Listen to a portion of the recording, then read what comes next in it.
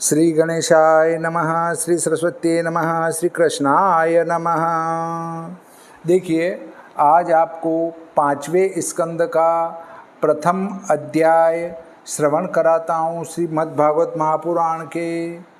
तो आज हमारा श्रीमद्भागवत महापुराण का 5वां स्कंद प्रारंभ हो जाएगा। अजर अमर अव्यक्त अज अविनाशी अविकार अलख अचिंत्य अनादि अज आर्त अनिहाधार। हे व्रजेंद्र व्रजचंद नंद नंदन वसुदेव सुत यशुमति के सुख कंद हर होम और दुख द्वंद्व सब।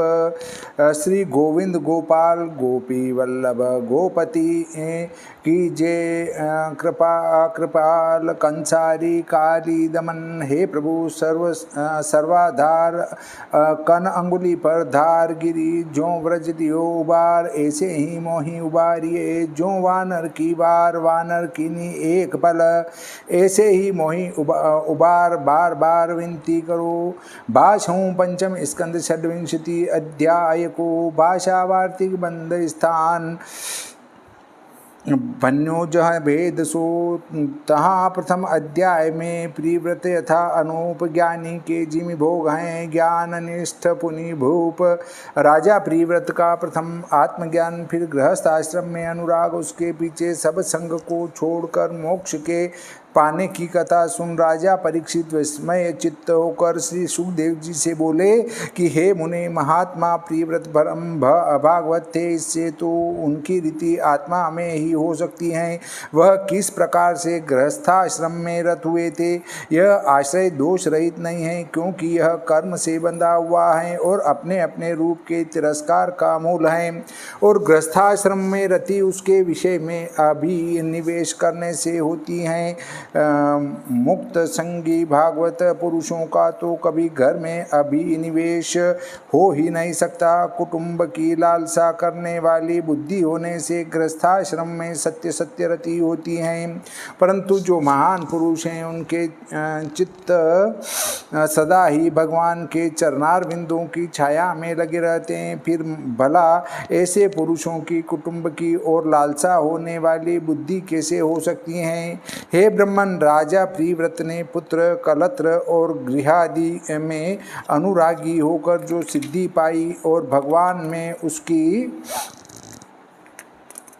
अचल भक्ति हुई इसका भी मुझे एक बड़ा भारी संदेह है कि गृहस्थाश्रम में आसक्त पुरुष की किस प्रकार से सिद्धि और भगवान की अटल भक्ति मिल गई थी। श्री सुखदेव जी बोले कि हे राजन, सत्य तो यह है कि भगवान के चरणारविंद मकरंद के रस में जिन पुरुषों का चित्त लगा हुआ है, भगवत की कथा को ही अपनी परम मंगल की पदवी समझते हैं, और जो कदाचित उसमें किसी प्रकार का विघ्न भी पड़ जाए तो भी वे इसका परित्याग नहीं करते। यह बात बहुत ही यथार्थ है। तात्पर्य यह है कि उन मनुज जी ने अपने पुत्र प्रिव्रत को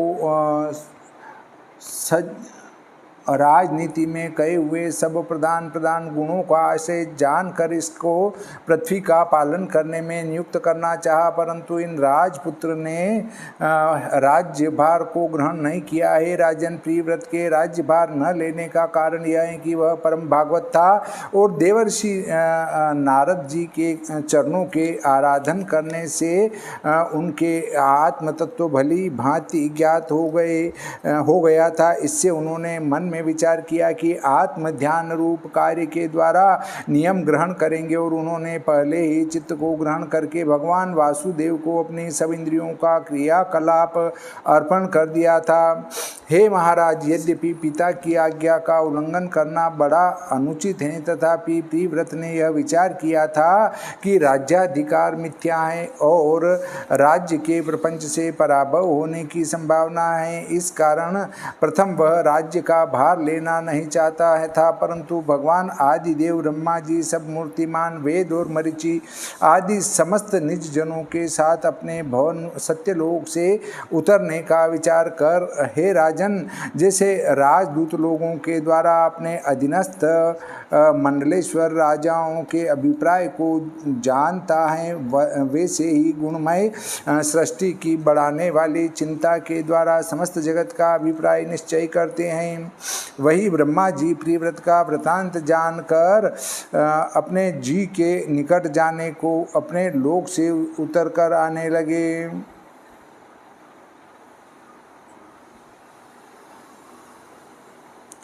सत्यलोक के उतरने के समय स्थान स्थान में चंद्रमा के समान उसकी ज्योति प्रकाशित हुई और मार्ग ही मार्ग में देवता लोग उनकी पूजा करने लगे और सिद्ध साधक गंधर्व चारण और मुनि इत्यादि यश का बखान करने लगे।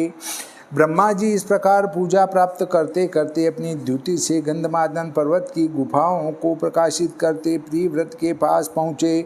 उसी समय गंधमादन पर्वत की गुफा में नारद जी प्रियव्रत को आत्मविद्या का उपदेश कर रहे थे और मनु जी अपने पुत्र प्रियव्रत को लेने के लिए वहां आए थे। हंस की सवारी को देखते ही नारद जी ने जान लिया कि हमारे पिता भगवान ब्रह्मा जी का आगमन हुआ, इसलिए मनु और प्रियव्रत के साथ हाथ जोड़कर उसी समय उठ खड़े हुए और पूजा की सामग्री हाथ में लेकर ब्रह्मा जी की स्तुति करने लगे। हे भारत, पूजा की सामग्री उनके सामने रखकर फिर मीठे वचनों से उनके गुण व यश और सर्वोत्कृष्टता के विषय का वर्णन करने लगे। इसलिए ब्रह्मा जी दया प्रकट करके कुछ हंसे और कृपा दृष्टि से प्रियव्रत की ओर देखकर कहा। ब्रह्मा जी स्नेह सहित बोले कि हे तात, जो मैं कहूँ सो सुनो। स्वरूप अप्रमेय भगवान में आरोप करके दोष देखना उचित नहीं है, क्योंकि हे वत्स, तुम्हारे पिता, तुम्हारे गुरु यह महर्षि नारद और हम सब ही अवश्य होकर जिनकी आज्ञा का पालन करते हैं, कोई देहधारी तपस्या अथवा विद्या व योग से अथवा समाधि के बढ़ाए हुए बल से अपने आप व दूसरे के आश्रय से वरन किसी प्रकार भी उस परमेश्वर की आज्ञा के नष्ट करने में समर्थ नहीं है और अर्थ व अधर्म धर्म से भी उसके लिए कार्य को अन्यथा करने में कोई समर्थ नहीं है। हे प्रियव्रत, सब लोकों में उत्पत्ति, नाश, शोक, मोह, भय, सुख, दुख, इन सब के निमित्त कर्म करने को परमेश्वर का दिया हुआ यह सब देह सब ही जीव धारण करते हैं, उसके अन्यथा करने में किसी को भी कुछ सामर्थ्य नहीं है। हे वत्स, कर्म करने में भी किसी को स्वाधीनता नहीं है। हम परमेश्वर की वाणी रूपी रस्सी में सत्वादि गुण पूर्वक जो सब कर्म हैं, उनके निबंधन से ब्राह्मणादि शब्द द्वारा दृढ़ बंधन कर सब उस परमेश्वर की पूजा करते हैं, अर्थात उनको ही बलि देते हैं। इस कारण बेल इत्यादि चौपाए जिस प्रकार नाक में नाथ के पड़ने से द्विपद मनुष्यों की इच्छा से उनके लिए कर्म करते हैं, वैसे ही हम सब भी परमेश्वर की इच्छा से उनके लिए कर्म किया करते हैं। हे वत्स, जैसे नेत्र वाला पुरुष अंधे को छाया अथवा धूप में जहाँ चाहे ले जाए वहाँ ही उस अंधे को जाना पड़ता है, ऐसे ही परमेश्वर हमारा प्रभु हैं। वह अपनी इच्छा से हमारे लिए पशु पक्षी अथवा मनुष्य का जो कोई भी देह दे देता है, हम लोग उसको ही अंगीकार करके सुख व दुख भोग किया करते हैं। वह सुख दुख गुण कर्म के संग हेतु से वही ईश्वर देता है, अर्थात बेल इत्यादि जैसे किसान के देने पर ही घास आदि खाने को पाते हैं, अपनी इच्छा से खाने को नहीं पा सकते, वैसे ही हम लोग भी परमेश्वर का दिया हुआ सुख व दुख भोग करते हैं। हमारी इच्छा से कुछ भी नहीं हो सकता। निद्रा से उठे हुए पुरुष को स्वप्न में देखे हुए पदार्थ का केवल स्मरण मात्र रहने से अभिमान शून्य होकर प्रारब्ध के कर्म भोग कर्म करते हुए देह धारण करना पड़ता है, परंतु उनको दूसरी देह गृह के संबंधी गुण व कर्म अथवा वासना नहीं रहती, क्योंकि ईश्वर की इच्छा में कर्मों का भोग न केवल अज्ञानी के लिए ही नहीं वरन ज्ञानी को भी उसकी इच्छा से कर्म भोगना पड़ता है। चाहे जीवन मुक्त भी हो जाए, परंतु जब तक प्रारब्ध कर्म रहेगा तब तक निज शरीर को तो अवश्य धारण करना पड़ेगा। उस स्थल में अपने मन में ऐसा मत समझ लेना कि घर में रहकर इस लोक का भोग करने पर अभिमान का त्याग व मोक्ष की संभावना नहीं रहती, अतएव घर का त्याग करना ही ठीक है। हे वत्स, जो पुरुष असावधान है और उसने अपनी इंद्रियां नहीं जीती हैं, वह पुरुष यदि संग के भय से एक वन से दूसरे वन में भागा फिर तो उसको वन से भी भय हो सकता है, क्योंकि वह पुरुष बुद्धि और 5 इंद्रियों इन 6 दुश्मनों के साथ मिला हुआ है। परंतु जिसने इंद्रियों को जीत लिया है और आत्मा में ही जिसको रति उत्पन्न हुई है, उसके लिए गृहाश्रम क्या अनमोल कर सकता है। वत्स प्रियव्रत, जो पुरुष इन 6 शत्रुओं को जीतना चाहे तो प्रथम उसको घर में ही रहकर इन सब की गति रोक कर जय के लिए प्रयत्न करे। जब रिपु दुर्बल हो जाए तब पीछे घर में व और कहीं घूमे, क्योंकि मनुष्य किले का आश्रय करने से ही बलवान वैरी को विजय करते हैं। पश्चात जैसी इच्छा हो दुर्ग में अथवा और कहीं निवास करे। हे वत्स, यह गृह रूपी दुर्ग का आश्रय प्राकृत लोगों के लिए ही जानना, तुम शरीकों के लिए नहीं है। तुमने भगवान वासुदेव के चरण कमल रूपी दुर्ग का आश्रय लिया है। इससे यद्यपि तुमने अपने 6 शत्रुओं को जीत लिया, तथापि जब तक देह रहे तब तक ईश्वर के लिए हुए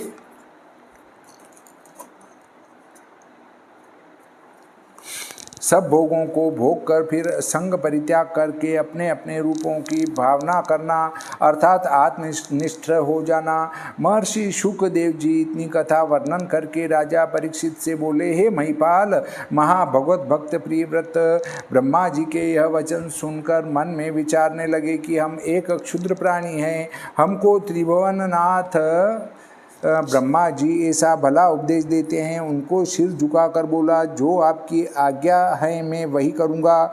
यह कहकर ब्रह्मा जी की आज्ञा मानी। ऐसा होने से मनु जी को बहुत ही संतोष प्राप्त हुआ। उन्होंने आनंदित चित्त से यथाविधि ब्रह्मा जी की पूजा की। ब्रह्मा जी उसको ग्रहण करके प्रियव्रत का और नारद जी के सामने ही अपने लोक को, जो मन और वाणी के अगोचर होने से व्यवहार शून्य है, जाने के लिए अंतर्धान हो गए। ब्रह्मा जी ने मन में समझा था कि प्रियव्रत का योग भ्रष्ट होने से और नारद जी का एक शिष्य निकल जाने से यह दोनों जन जाने के समय हमें क्रोध की दृष्टि से देखेंगे, परंतु ऐसा नहीं हुआ। वरन प्रियव्रत व नारद जी एकटक लोचन से ब्रह्मा जी को देखते रहे। प्रियव्रत की योग से हटाकर ब्रह्मा जी का कार्य जब सिद्ध हुआ, तब ब्रह्मा जी के हृदय में निवृत्त हुए प्राणी को फिर संसार में लगा देने से विषाद हुआ था। मनु जी ने अपने मन में यह अभिलाष किया था कि पुत्र के हाथ में राज्य का भार सौंपकर वन को चले जाएंगे। भगवान ब्रह्मा जी से उनका मनोरथ सिद्ध होने पर वह नारद जी की सम्मति से समस्त भूमंडल का पालन और रक्षा करने के लिए अपने पुत्र को अभिषिक्त करके विषमय संसार की भोग वासना से विरत हुआ। प्रियव्रत ने यद्यपि जिन भगवान आदि पुरुष के प्रभाव से सब जगत के बंधन कट जाते हैं, उनके दोनों चरणों का नित्य प्रति ध्यान करने से सब रागादिक मलों को जला डाला था और सिद्ध चित्त हो गए थे। तथापि आज्ञा का पालन करने से ब्रह्मा जी का मान बढ़ाने के लिए उन्होंने पृथ्वीपति होकर पृथ्वी का पालन करना आरंभ किया। हे महाराज, यद्यपि प्रियव्रत निवृत्ति मार्ग का पथिक था, तथापि ईश्वर की इच्छा से फिर उसको कर्म का अधिकार प्राप्त हुआ। जब कुछ समय प्रियव्रत को राज्य करते बीत गया तो उन्होंने प्रजापति विश्वकर्मा की कन्या बर्हिष्मति के साथ विवाह किया। इस स्त्री के गर्भ से 10 पुत्र उत्पन्न हुए और ऊर्जस्वती नाम एक कन्या उत्पन्न हुई और 10 पुत्र राजा प्रियव्रत के ही समान रूप, गुणशील, वीर और कर्म द्वारा उदार हुए। कन्या उन सबसे छोटी थी। हे राजन, प्रियव्रत के इन 10 पुत्रों के यह नाम हुए, यथा अग्निग्र, शीघ्र इद्मजीव यज्ञबाहु महावीर हिरण्यरेतस घृत पृष्ठ सवन मेधातिथि वितहोत्र और कवि। अग्नि के नाम पर ही इन सब के नाम थे। इन 10 पुत्रों में से कवि, महावीर और सवन यह 3 पुत्र निष्ठावान ब्रह्मचारी हुए। उन्होंने बालकपन से आत्म विद्या में परिश्रम करके परमहंस आश्रम में प्रवेश किया था। वह तीनों जन महाज्ञानी और शांत स्वभाव वाले हुए, जो सब जीव समूह के निवास भूत और भयभीत जनों की रक्षा करने वाले हैं।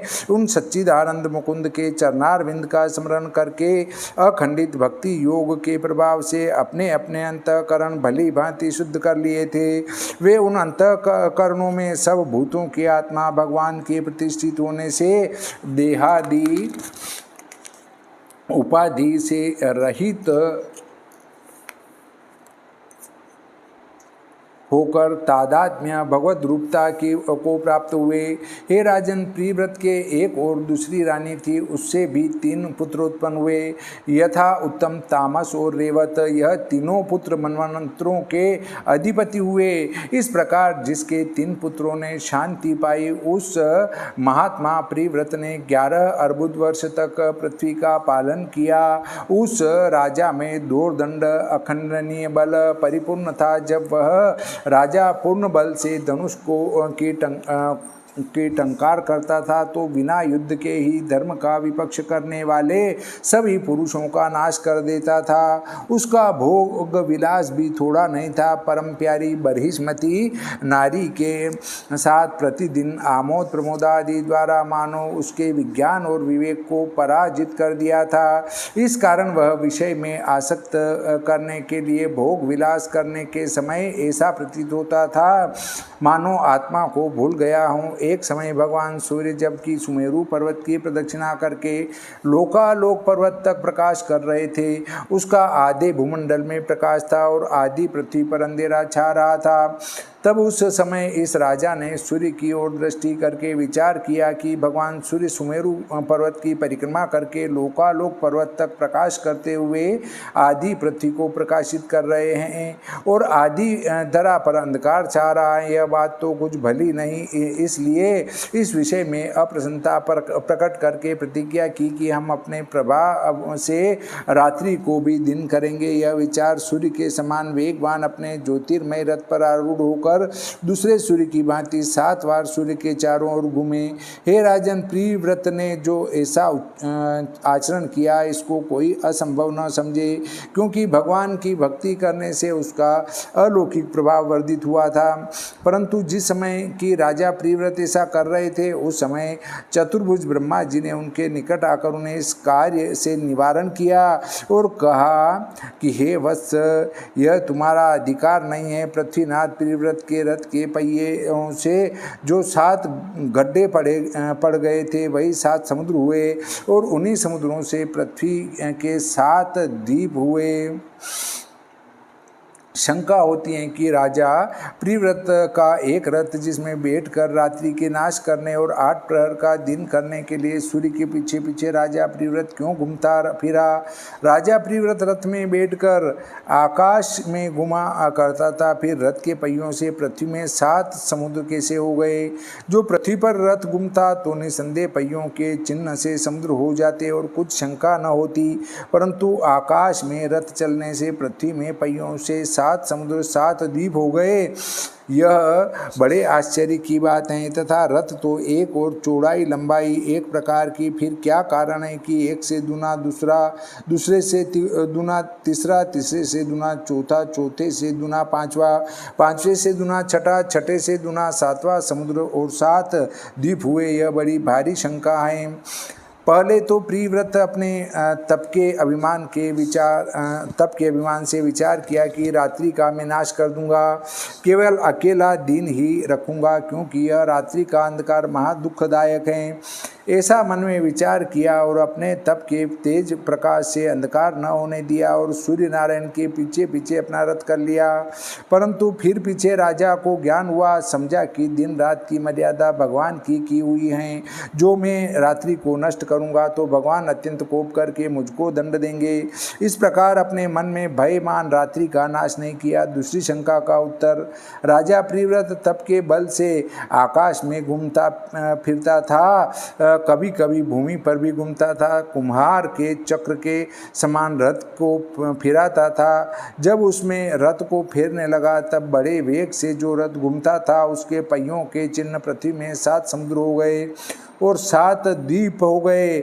7 चक्र पृथ्वी के राजा ने दिए थे। श्री लक्ष्मीपति भगवान ने विचार किया कि पृथ्वी पर अपनी बनाई हुई संतान की मर्यादा 7 समुद्र 7 द्वीप, एक से एक दुना उसको नष्ट देख कर जो पृथ्वी पर सदा से चले आए हैं वह 7 समुद्र और 7 द्वीप पृथ्वी पर क्यों नहीं।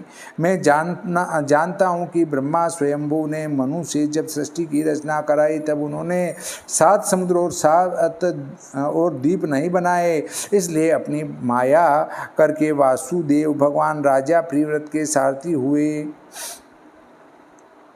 और राजा ने नहीं जाना कि मेरे सारथी को उठाकर दूसरे स्थान पर बैठा दिया और आप सारथी बनकर अपनी इच्छा से रथ की लंबाई चौड़ाई तथा रथ के पहियों को जितना बड़ा करना चाहते थे उतना ही बड़ा कर लेते थे और घोड़ों को अपनी इच्छा अनुसार चलाकर एक बार में दुना, दूसरी बार में तिगुना, तीसरी बार में चौगुना, इसी प्रकार समुद्र और द्वीप एक से एक दुगुना जैसे प्रथम कल्प में थे वैसे ही बनाकर वैकुंठ धाम को चले गए। इसी कारण समुद्र और द्वीप दुने दुने हुए।